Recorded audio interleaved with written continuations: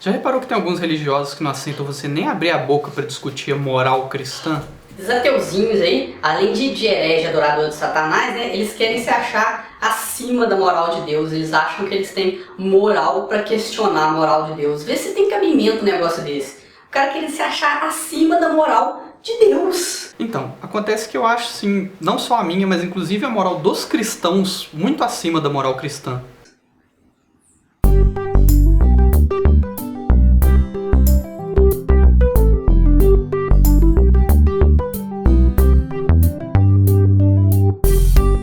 Então, que história é essa? Como é que pode a moral dos cristãos ser maior do que a moral cristã? Eles têm lá seus jeitinhos pra isso, né? Pra você entender, se você é cristão, eu vou colocar aqui algumas frases da Bíblia.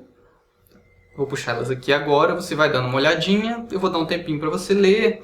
Vai lendo aí, eu não vou falar nada, não vou tentar te influenciar em nada. Tô aqui esperando, feliz.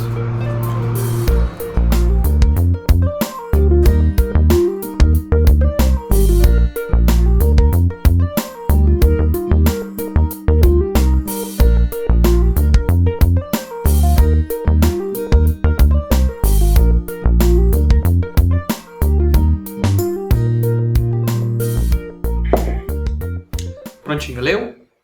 Então agora eu aposto um doce que algumas frases você leu e falou assim, não, essa frase tá certa mesmo, é isso aí mesmo.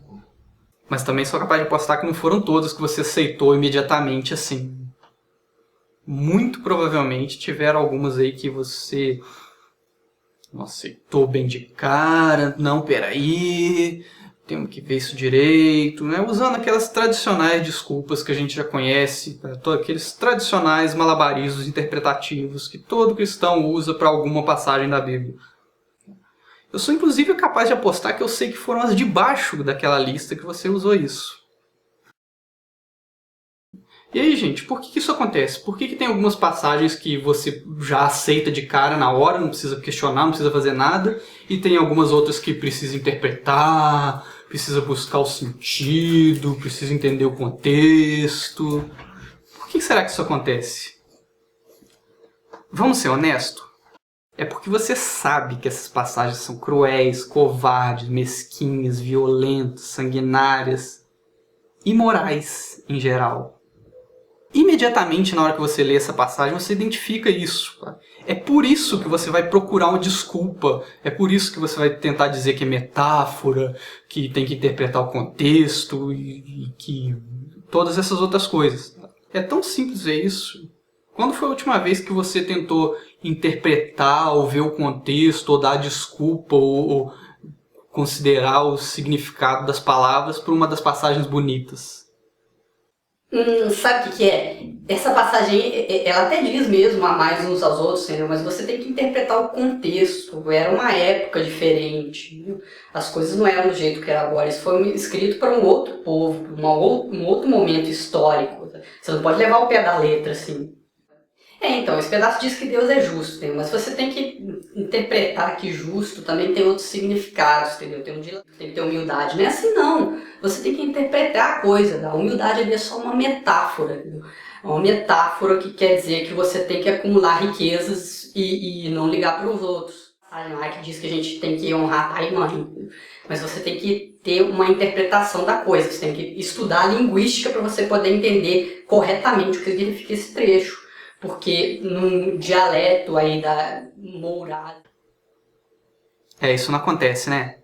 Porque você, cristão, identifica na hora que essa passagem é uma passagem boa, uma passagem bonita, uma passagem sábia, o que quer que seja.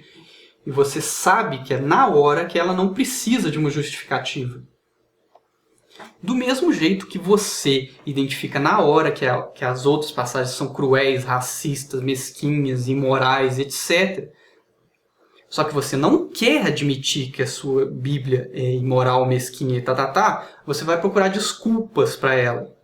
Você arruma um jeitinho de ignorar essas passagens, de fingir que elas não existem, de agir, de se comportar como se elas não existissem, ou como se não fosse feito para você, ou qualquer coisa assim.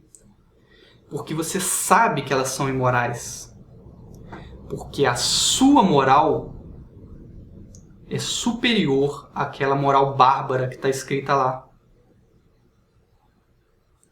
É tão difícil assim assumir isso.